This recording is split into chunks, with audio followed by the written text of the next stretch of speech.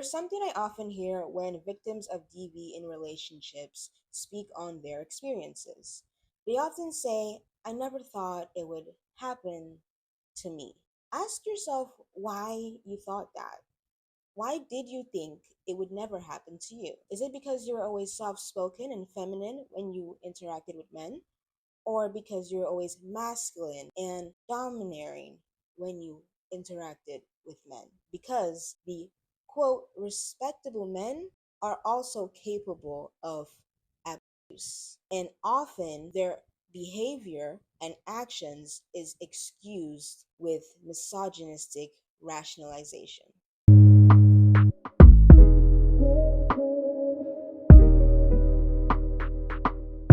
Misogyny, no matter how small or how great, will not protect you. Because if Hallie did, in fact, see how undeniably toxic the relationship between DDG and Ruby Rose was, I wonder why she thought she'd never be subjected to the exact same treatment. Did Hallie maybe think that there were some valid reasons for why Ruby was treated the way she was treated? Did Hallie maybe think it was because of Ruby's attitude? Or did Hallie maybe think it was because Ruby Rose's outfits are a little on the extreme side? Did Hallie think to herself, well, I don't dress like that? Ruby, she posts thirst traps, basically. I post tasteful, flirty photos. Ruby Rose, her music is raunchy. I make music that's not like that. My music is more empowering, more acceptable, more good girl.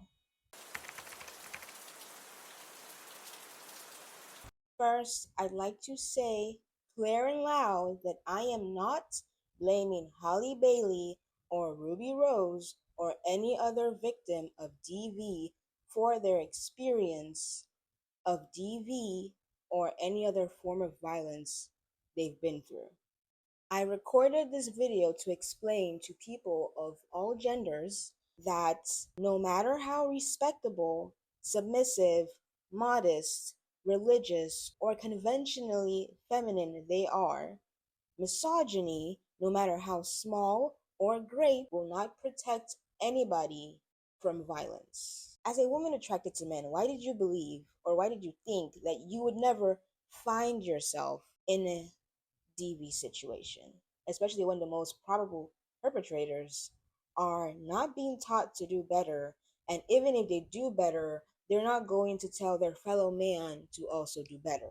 If at the time the outrage had been general disapproval for what happened to her because there was evidence of someone putting hands on her instead of people telling her that all she is a thought and that she should mind her business and that she's lucky to have been with DDG. If the outrage had been mostly of people disapproving of what had happened, I wonder if Hallie would have still entered the relationship.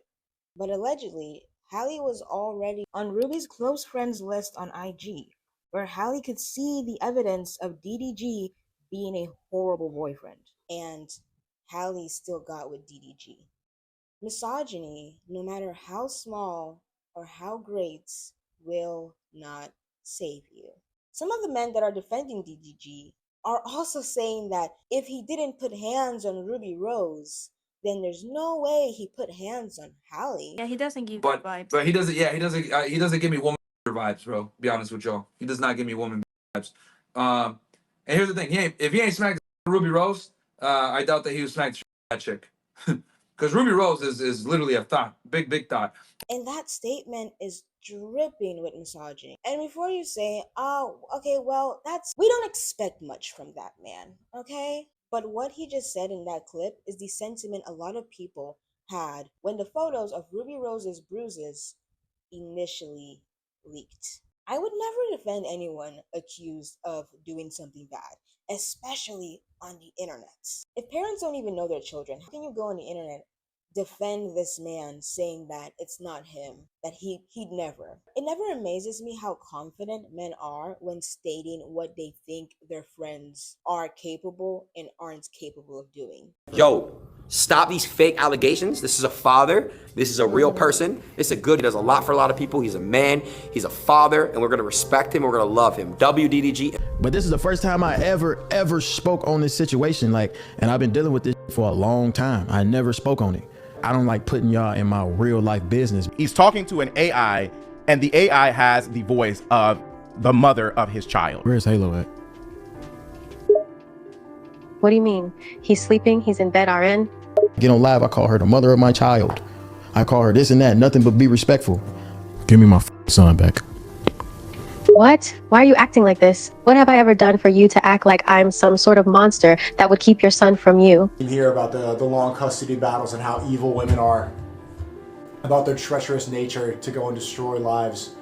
And I know the internet move people. Like, I just want to just see my son, that's it. Hopefully me doing this is gonna make her be like, all right, take your son. Do you think that my brother would hit a fucking movie star? My brother would be a fucking movie star. And then the judge be like, oh, we see you a great dad. We never see this from black folks. This is a rarity. I have inspired dads across the world to want to be in their kid life. Why make it harder for me? Now, it goes without saying that a lot of the men and women defending DDG probably don't or didn't have their fathers in their lives. And that's not their fault. These men really need to stop being childish and bitter and start raising their damn kids.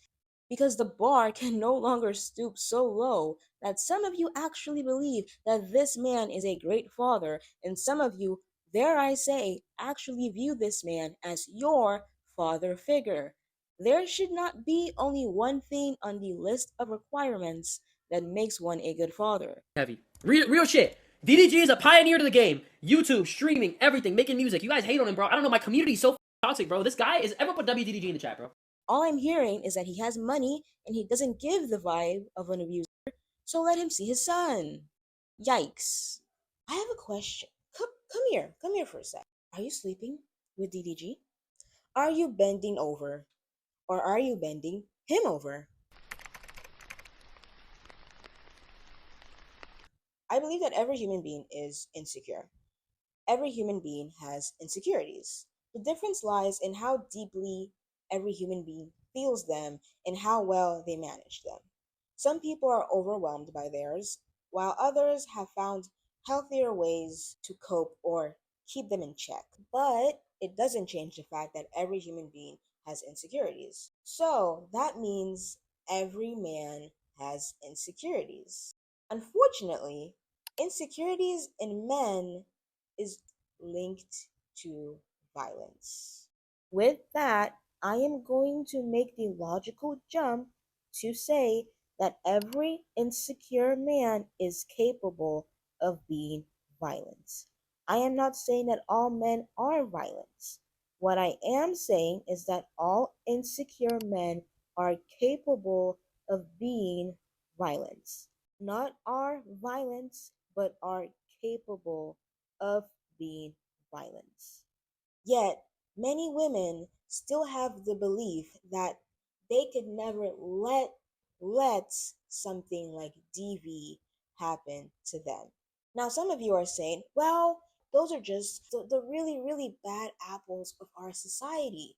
And you would be right. But it's also the average Joe and the good guy.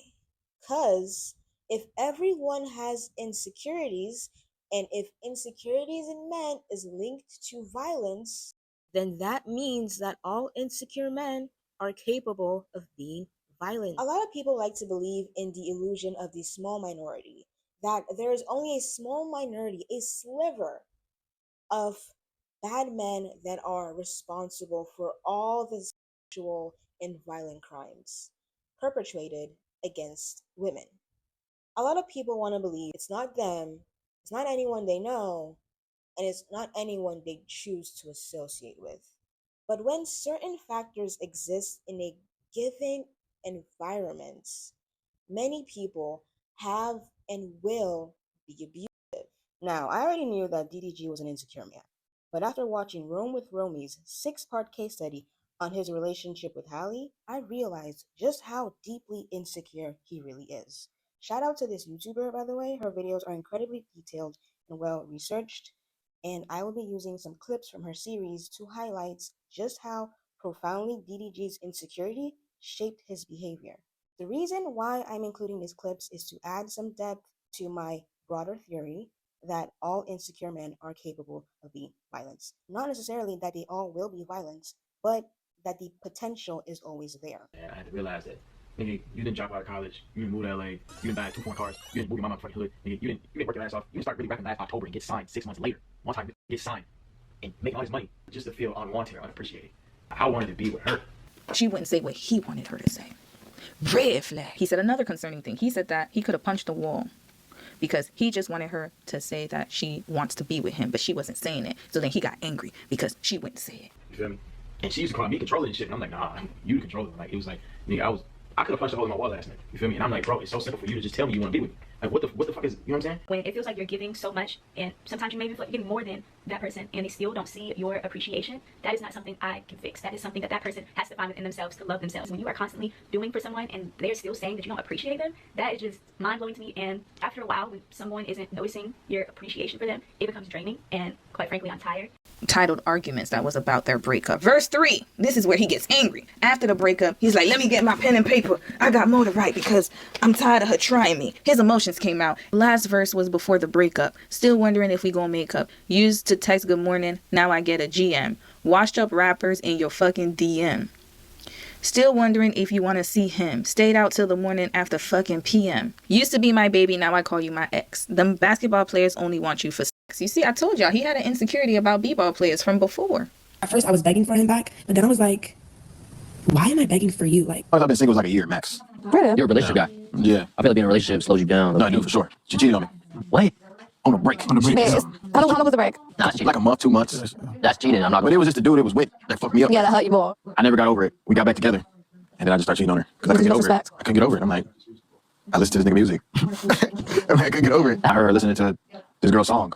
So I started messing with the girl's song she was listening to. Toxic. Ruby is a very beautiful and attractive woman, and so is Kennedy. Both of them are very attractive. And so he doesn't know how to deal with women who are attractive. He's thinking with that kind of mindset that he has, because he knows if he was a bad B, that he'd probably be sleeping around with a lot of men. So he's thinking that women will do the same. Just because she is doing certain type of content, that does not mean that she can't be loyal. But it's that insecurity in him, because he feels unworthy inside. Notice how he always hypes himself up, but it's more of a way to make him feel proud of himself. But in actuality, he is extremely insecure. Extremely. Our good sis Kennedy done told us. Now Ruby's saying the same thing. She also accused him of cheating on her and blocking rappers who send her Instagram DMs.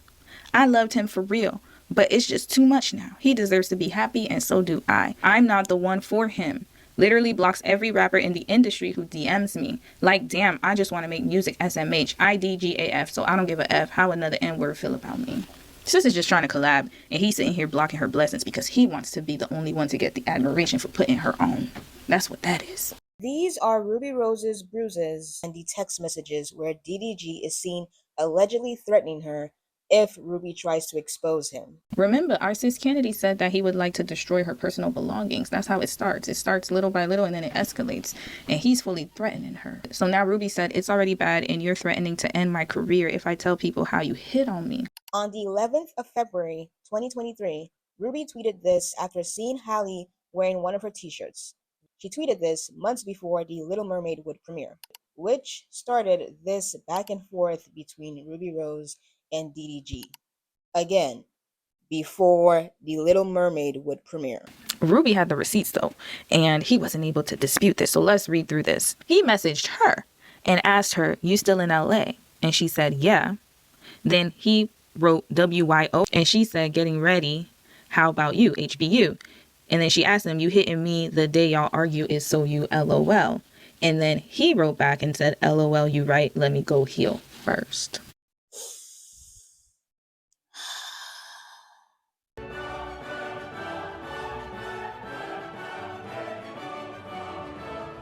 And he said he rebukes her in the name of the Lord. So now Halle tweeted, the devil is working, Lord. LOL, please don't feed into the lies, especially from a third party. Stay blessed, everyone. That was her response, y'all. Then he decided to respond to Hootsuite because now he got his validation. Oh my God, my girl is a ride or die. And he said, can y'all let my meat go now? Ruby is a weirdo. She been hating on my relationship for years.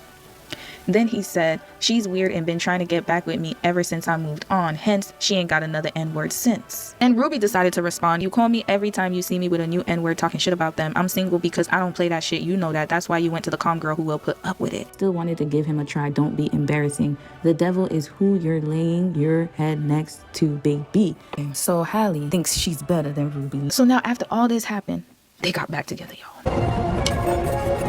Because to me, it seems like you want her to keep reassuring you. And that was a problem that Kennedy had and Ruby had.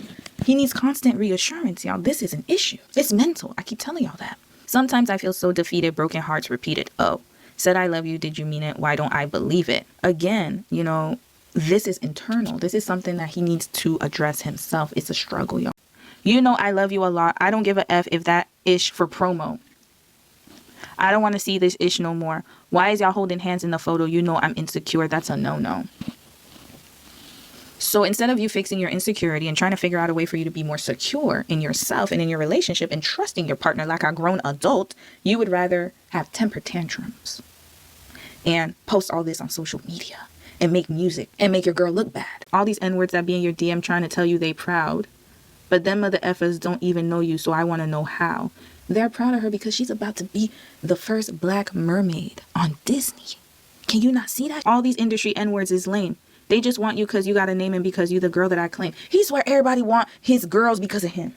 He did the same thing to Kennedy. Remember, he said that. He was like, oh, all those guys want you because you're attached to me. Those guys ain't gonna treat you like I did and do things like I did. The N-word that you were with didn't even get you gifts like I did. So these are his true feelings, y'all. Her job intimidates him because she's around men who are better than him. He does not like that. He likes to be the big dog.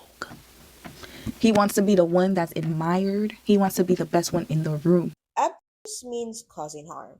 So if you are causing harm, you are abusing someone.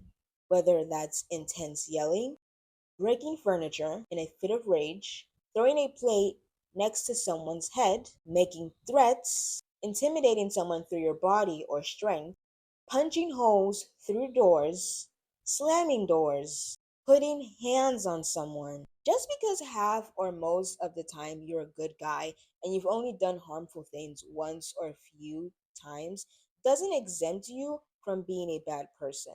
Because if the presence of certain factors changes how you would normally behave, you're no longer a good person. It's easier to promise the bare minimum and still not reach that standard. Because as a man, you know that there are men out there that are capable of doing way, way worse. So when you compare yourself to someone who should be in the underground prison in hell, you're doing all right. You're a pristine guy. Just because the bar is so low doesn't make your standard any better. If women all around the world today decided that they would only be with men who reached a very high standard of common decency, men would not be forced to become better. There would simply be a spike in sexual and physical crimes.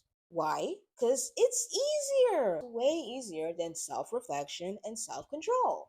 Who knows? I mean, maybe they would just change the laws. Because there are countries where marital rape is not illegal. In fact, marital rape only became illegal in all 50 states of the US in 1993. But wait, the government can change laws. I mean, right now in certain states, you can have an AB, and other states, you can't have an AB. Something to think about. If women had higher standards, who would you fuck this year? All around the world, there are people who think that, well, if I just simply raise my daughter right in a two-parent heterosexual household where she sees her mother, my wife, be a good, respectable woman, if I raise my daughter in a strong, strict, academic, where we encourage the frequent study of the Bible or the Quran or whatever book of wisdom is tied to our religion, if I simply do my job right and I raise my daughter in a religious, conservative, good young lady with good morals and good values, then there's no way she'll find herself. There's no way she'll find herself in a bad situation. If you're over the age of 25 and you actually believe in this fairy tale, bless your heart. To all the people out there who think that they're gonna raise their little Annabelle, Mary Lou, Christine, Sasha, their little Kiki, when she first becomes a victim of a sexual or physical violence act, I hope that by that time you would have wised up and you'd be able to support her properly.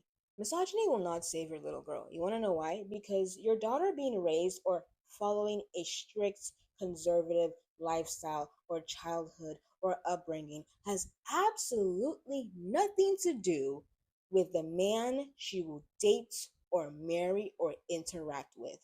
Some of you are saying, well, if someone grows up in a conservative and religious community, surely she will find, or her parents will find her a good man. Well, we'll get her husband who's heavily involved in the church.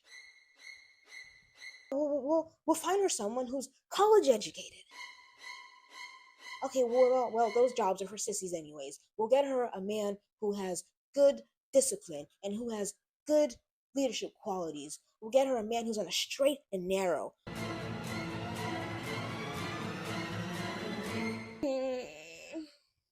Diddy was an altar boy. Oh dear. Oh dear. Let's be honest. A lot of the time when men describe a good man, they're just looking at his huge bank account and how much status he has in society. Anyway, I will not tell you to like, subscribe, or comment. You will do that if you want to.